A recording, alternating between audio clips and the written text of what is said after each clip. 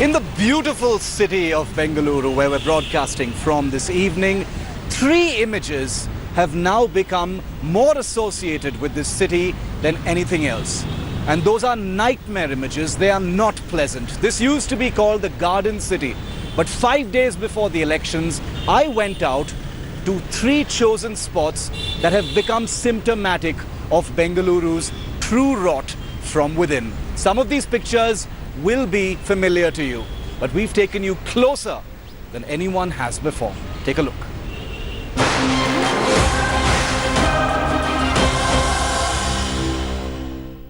The stench here at the waterline at Bellandur Lake is absolutely indescribable. It was very difficult, but we were able to persuade one person, a citizen here in Bengaluru, who's actually fighting for a better city, to accompany us here and show us the worst of the city and why things are in a downward spiral, starting with these really, really disturbing images that everyone around the world has gotten to see.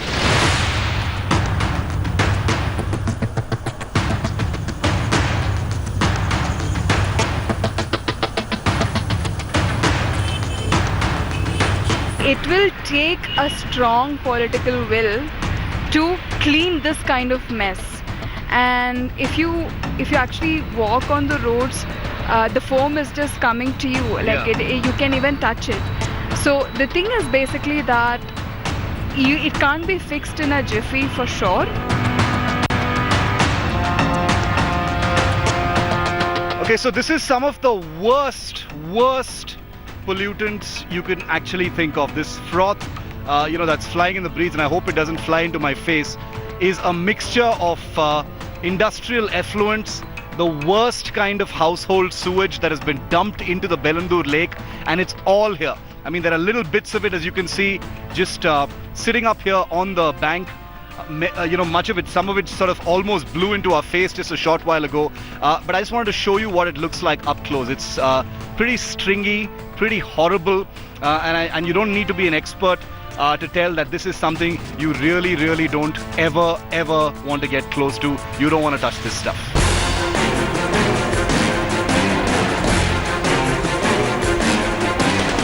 Okay, so this is the kind of greenery that Bangalore is really known for, but I've been told that up here on this terrace has the most frightening, disturbing view of the frothy lakes. Oh my God, there you have it. That's the image we were promised we could get from up here, and there it is. From this vantage point, this is what the Bellandur Lake looks like in all its, if I may use that word here, glory.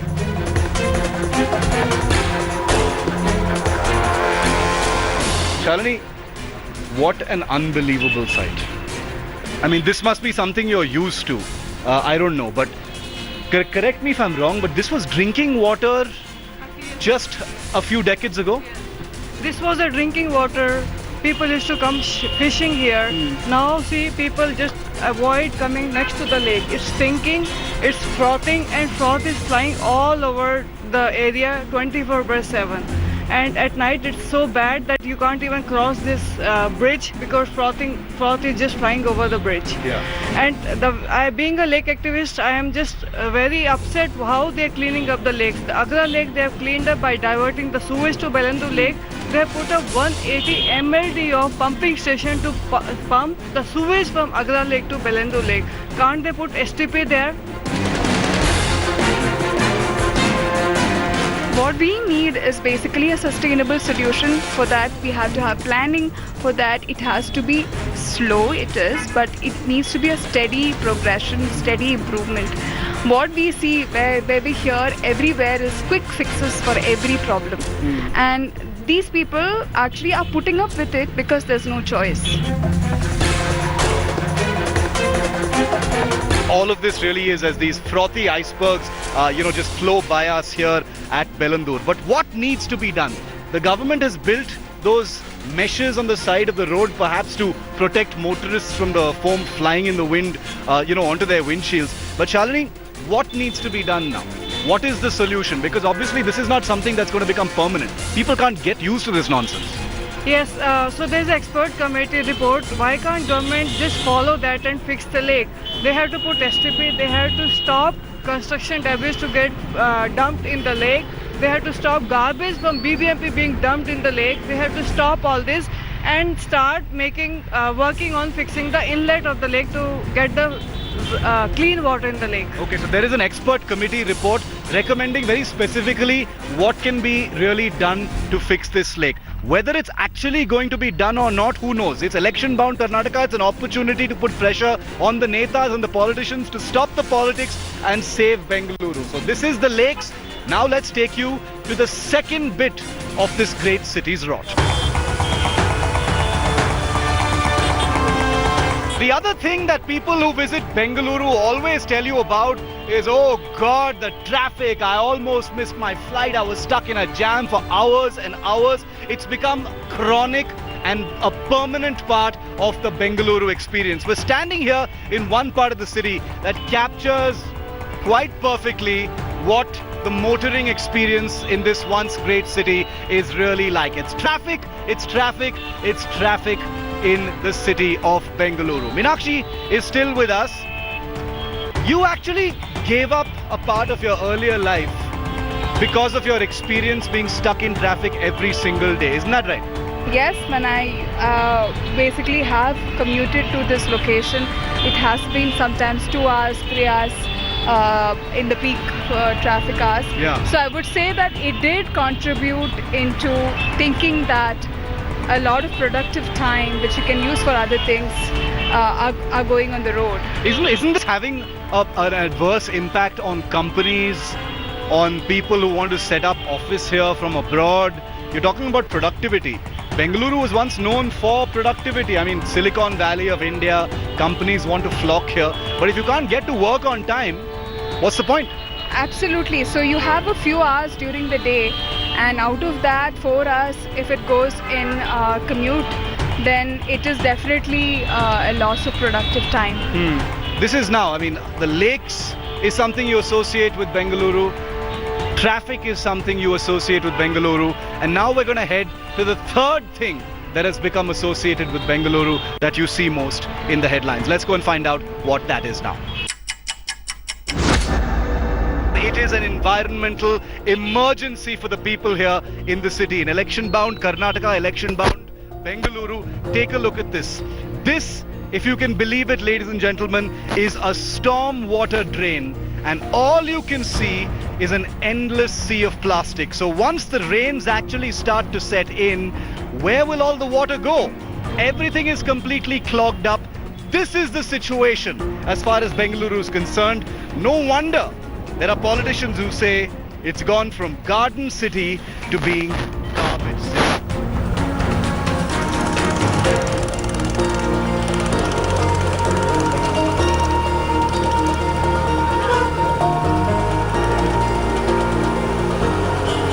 Well, one of the things that makes the people of Bengaluru most angry, perhaps, apart from the lakes, apart from the traffic, is the garbage. It's from garden city to garbage city. There's a reason for it. It's not just political rhetoric. It's really true wherever you go. And we're standing here at one such site. We've got a person, a citizen of Bengaluru who's here. Crowd is collected. They say it's been here for years. We also have Devi Meenakshi of Citizens for Bengaluru who continues to be with us, and Malini Parmar of the Solid Waste Management Roundtable in Bengaluru, who are doing a lot of work trying to educate people and trying to get the system working again as far as garbage is concerned. कितने साल से है ऐसे? 30 साल से कुछ नहीं हुआ। हर एमएलए में कौन क्या कुछ नहीं काम कर रहा है, कुछ नहीं। देखो ये आके इसको चाह रहा है क्या भी नहीं, मगर क्या खा रहा है वो? प्लास्टिक बैग खा रहा है। प्लास्टिक का बैग खा रहा है ना, उसको चारा किधर मिल रहा है? और उधर से लेके आता है वो ये चिकन का, वो बोटी का, वो ये लेके इधर का गंदा बास आ रहा है इधर। कुछ कौन भी नहीं इधर वो ये नहीं ले रहा है। This is horrible. I mean, what do people say to people like this? I mean, you've got MLAs who keep coming here, making promises. What's the deal? Okay, so And this technically is not just part of one place, right? This is all over. this is all over. So technically in Bangalore, on paper we have a great system. We're supposed to have door-to-door pickup. Why would somebody come and throw their garbage? But if they were actually getting the door-to-door pickup, unfortunately the door-to-door pickup is not working because there's a garbage mafia in the city. So the system is broken. The system is broken and there is no will to fix it. When the big netas and the big politicians sit at their rallies and say garden city to garbage city, they're not lying, are they? I mean, this is an actual fact. We've been driving all across the city today. Yeah. How many garbage sites like this have we seen? There are multiple in different spots in Bangalore, and it is just that it's apathy actually. It's political apathy. And it's not citizen apathy, because Bangalore has the highest number of volunteers working on solid waste management. We'll take you to the spot. Citizens say we segregate BBMP mixes. Yeah. Why aren't they processing the waste in a segregated manner? Anybody who raises the issue of garbage right now, usually the politicians say, "Abhi election time hai, baad mein dekha jayega." It's one of the biggest ironies for a literate, aware, activist city like Bengaluru that's been allowed to decay to such a shocking extent.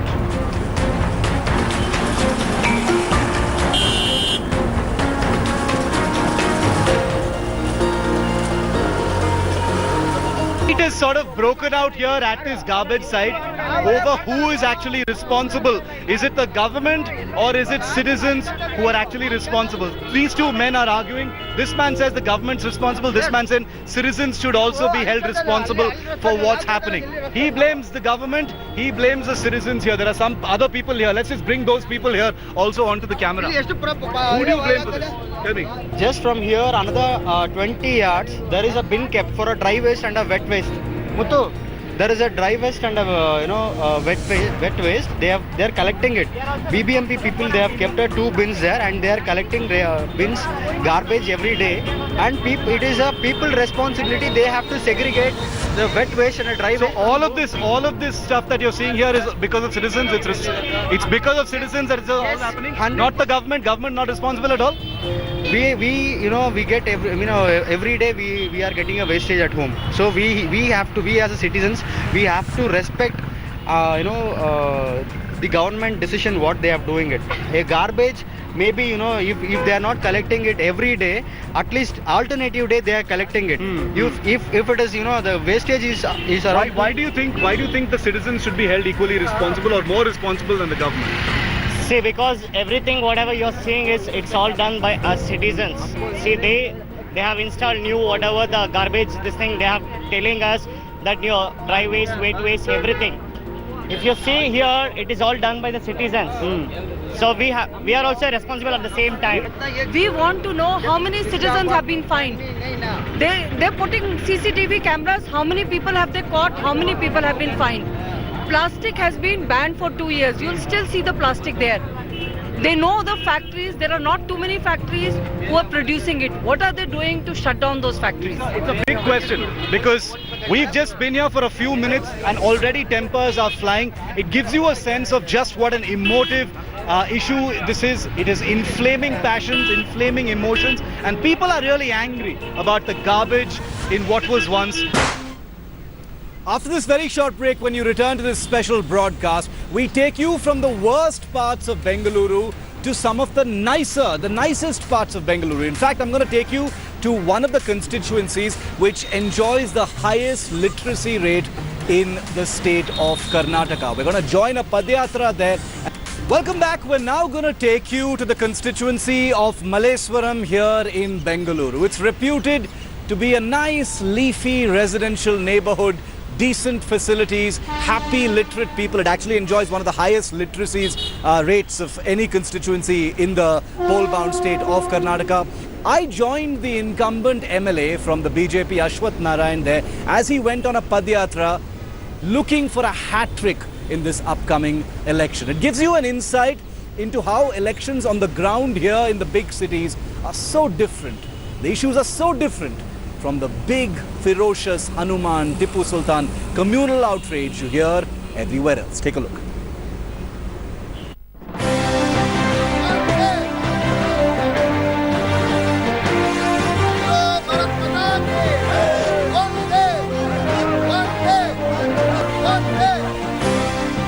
We thought we'd get you a sense of what a campaign really looks like here in Namma Bengaluru, where We've joined a Padyatra by an incumbent MLA here, Ashwath Narayan of the BJP, in one of the most literate constituencies going to the polls in just a few days from now, to get you a sense of the flavor and what people really want and how this election is being fought on the ground.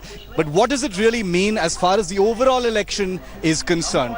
Join us, we'll tell you what it's like.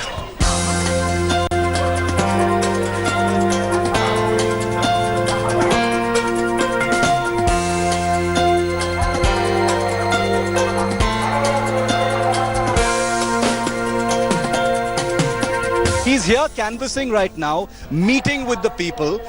And the interesting thing about this campaign is you won't be hearing about caste and religion and all the other things that you're probably hearing in the national media at the big high voltage rallies. This is direct interaction with the people by a member of the Legislative Assembly. This man is actually going for a hat trick. There may be an anti-incumbency in favor, but Ashwath Narayan of the BJP believes that it is interacting with people like this, shaking their hands, doing a namaskaram, not just during elections but otherwise as well, that actually stands him in good stead.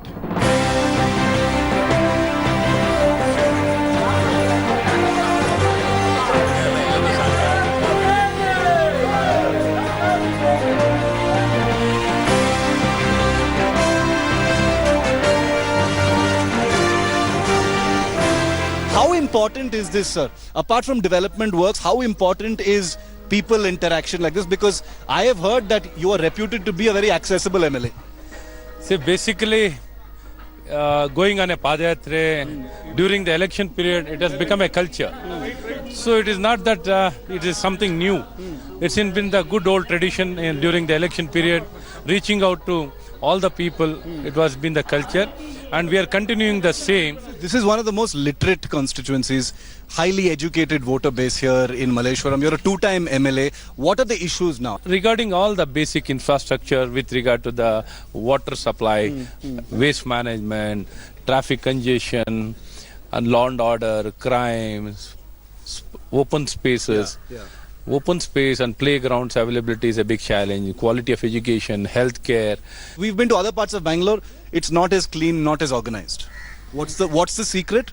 How does things translate into other parts of Bangalore? We made them to take up the things very seriously and discharge their duties so that a difference can be made. Whatever good initiatives been taken up in my constituency has been replicated in other constituencies. You are a professional doctor as well. I mean, so politics is a parallel career for you since you're a member of the Legislative Assembly. See, each one has got his own way of understanding or his own expectation or his own area of interest. So it differs person to person. We understand that and we work understanding the people's mind, and we try to keep out all this communal politics, caste-based politics. See, system is for everybody. Even then, the governments have been time and again, there's appeasement politics, vote bank politics, divisive politics. Since they are not able to give good governance, they try to take shelter under all these aspects.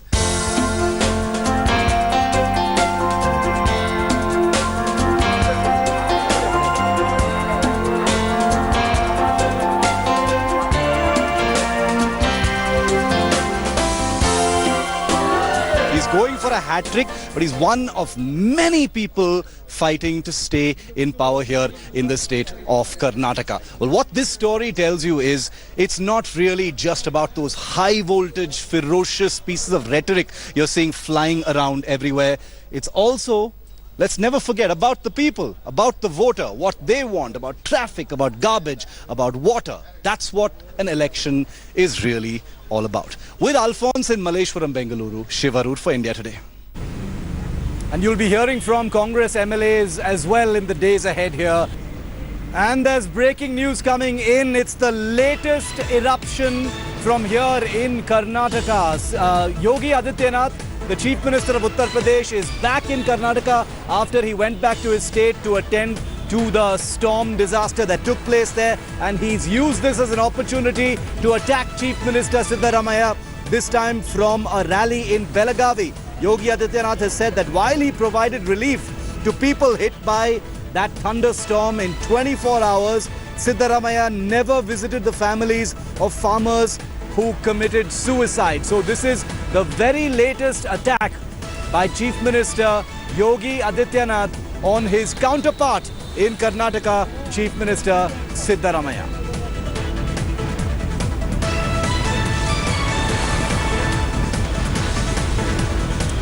And the very latest fallout of this ill-tempered election campaign, it was totally unexpected, is that after Prime Minister Modi and the BJP have constantly kept up the onslaught on Chief Minister Siddaramaiah of the Congress, called him, accused him of taking 10% of all deals, called him Seedha Rupaiya and other such things. Well, now Chief Minister Siddaramaiah has sent Prime Minister Modi, Amit Shah and the BJP leadership a legal notice on allegations of defamation.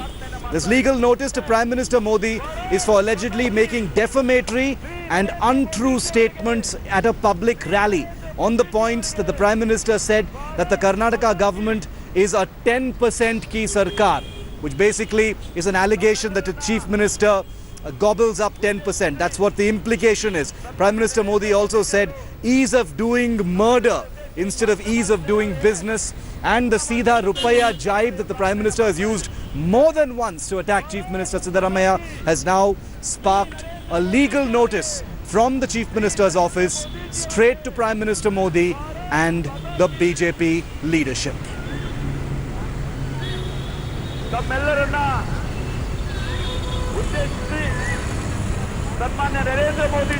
And this legal notice is surprising, it's abrupt, it flies in the face of the usually sarcastic kind of to and fro we've seen so far between the BJP and the Congress leadership, but now a legal notice has been sent. But if you see what's happened in the last 24 hours, ladies and gentlemen, here in Karnataka, maybe it won't be so surprising. It started with what the Prime Minister said about Rahul and Sonia Gandhi at his rally in Hubli, and then it ended with the entire controversy over that photograph of Chief Minister Siddaramaiah posing with Vijay Ishwaran, the well-known absconder. Take a look at what happened next.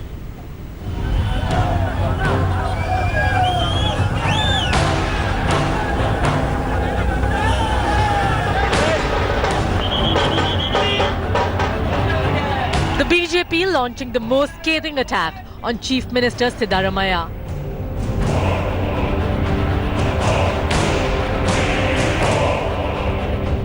Accusing the Chief Minister of having links with absconding Ponzi scheme accused Vijay Ishwaran, who has duped several Karnataka residents. The BJP produced a picture of the Chief Minister shaking hands with Vijay Ishwaran during a visit to China, despite him being a proclaimed offender. The BJP claimed the Ponzi kingpin gifted a 40 lakh rupee Swiss super luxury Hublot watch to the CM.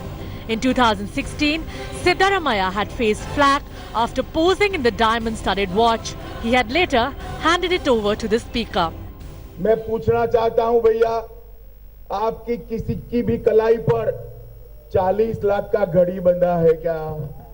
मैं 3 महीने से उनको पूछता हूं कि सिद्धरामैया जी जरा बताइए ये घड़ी किसने दिया और किस काम के लिए दिया? आपके मुख्यमंत्री ने तो कहावत ही बदल दी है। उनका तो जीवन मंत्र रहा है, बाप भी बड़ा, भैया भी बड़ा और उससे भी ऊपर रुपया, सीधा सीधा रुपया। The Karnataka Chief Minister was quick to defend himself, tweeting PNB loan fraud accused Nirav Modi's Davos photo with the PM.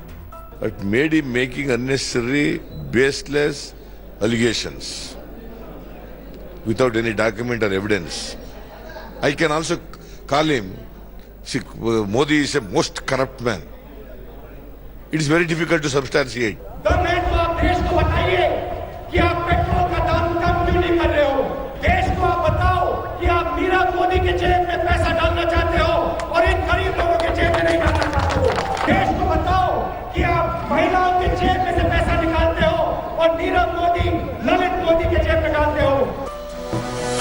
Ishwaran, a Malaysian national and a top honcho of QI Group, faces several FIRs in India. The Enforcement Directorate had lodged a case against Ishwaran for money laundering in 2014. The Congress has used the tainted Reddy brothers to target the BJP. Will the tables turn with the BJP invoking Easwaran and his shady deals? Bureau Report, India Today. So things have gone completely to the next level. They've exploded now. It's no longer just a tutu meme between the BJP and the Congress. It's not just about sarcastic jibes. The Chief Minister of Karnataka has now sent a legal notice for defamation to Prime Minister Modi and the BJP leadership. Joining me live this evening, we have Shabina Sultana of the Karnataka Congress. We also have with us Vivek Reddy of the BJP. Shabina, if I could come to you first, what has sparked this legal notice coming at this stage? You know, throughout the campaign, many things have been said, many serious allegations have been said, many jibes have been, shot from both sides. What specifically has sparked this legal notice now, Shabina? Okay, let me take this opportunity, Shiv, on India Today. I will have to, I would want to apologize to the people of Karnataka and to the people of the nation on behalf of the Prime Minister's office, because according to him, patriotism is associated to Mudhol dogs. He compares to be patriotism, it's equivalent to be a Mudhol dogs. So here, what I would want to say is, Mr. Modi ji, it is, you will have to learn Swami Bhakti from the Mudhol dogs, because you've been insulting your own leaders, starting from Mr. Yediyurappa ji to Mr. LK Advani ji to Mr. Murli Manohar Joshi ji, and the list continues. So basically, it is only being statements which are of insulting nature, hurting the sentiments of the people of Karnataka, making fabricated statements, picturizing the issues which were never happened, and the falsification of the entire story. And hence, Congress party headed by Mr. Siddaramaiah said that today they've crossed all limits, and he issued a 6-page legal notice for civil and criminal defamation to the Bharatiya Janata Party, to Mr. Narendra Modi ji, to Amit Shah ji, and also to Yediyurappa ji, demanding a public apology for insulting not only to Siddaramaiah ji, the people of Karnataka, and to the nation itself. And hence, we definitely demand an apology. Vivek Reddy, will the Prime Minister or the BJP apologize? Because the Congress is saying this is a legal notice, not on behalf of the Chief Minister, but the people of Karnataka, the Congress says, have been insulted by the Prime Minister. Respond to the Congress, Vivek Reddy. Will the Prime Minister or the BJP be willing to apologize in the face of this legal notice? Well, Shiv, I'm glad the Congress spokesperson took the opportunity to apologize on behalf of the PM, which is never possible, but in any case, it's such a massive jump, and it's surprising also. Anyway, whatever it is, now one question that we need to ask here is, in the wake of the legal notice that is issued here, the question here is that the 10% Sarkar comment was made on February 5th, Shiv. After that, we are on May 5th, that is 3 months after, from the 2nd month to the 5th month. What is the reason that it pinches now? And what is the reason that it didn't pinch then? Apparently, if they were such honest angels, as they proclaim themselves to be, these Congress people, if they were such honest angels, then they should have asked this question the very next day and come up with a notice very next day. So they have silently, consciously accepted the position that they were a 10% Sarkar for 90 days, and now come up with a legal notice, and this is sort of a public weeping, trying to create public sympathy just 6 days on to the election. So this is more of a political strategy than there being any legal substance. So far as legal substance, Shiv, substance is concerned, we are really happy that they have given this notice, because they are inviting self-exposure. Mr. Siddaramaiah has kept 65 complaints against his Sarkar, against him, idle before the Anti-Corruption Bureau, which he himself heads. So if there has to be if there has to be an inquiry against the accused the accused himself says Shabina whether the inquiry should answer go on or that. not. The BJP is basically saying this is a self-pity, this is a strategic legal notice. For 90 days you guys didn't react, and now you're reacting 5 days before the state goes to polls because you want some kind of pity. Like he said, it's public weeping, it's strategic, there is nothing kosher about it. Shabina Sultana, please respond to the BJP. That's the allegation against the Congress. And why is it 65 complaints under the carpet? Shiv, why should we weep? Why are we actually asking for the apology? They Yes. are insulting the people of Karnataka by using such rhetoric language. They are calling us as a sin city, the crime city, the garbage city, time and again. They are not stopping. They are using language which is hurting the sentiments of the people of Karnataka.